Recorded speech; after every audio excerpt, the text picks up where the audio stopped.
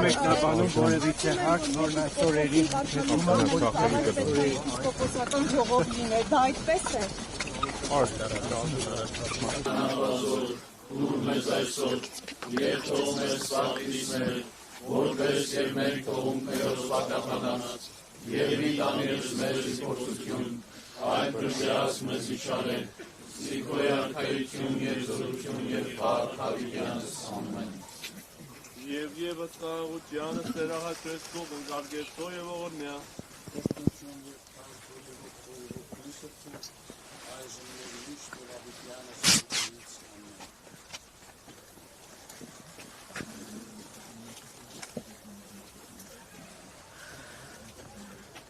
Go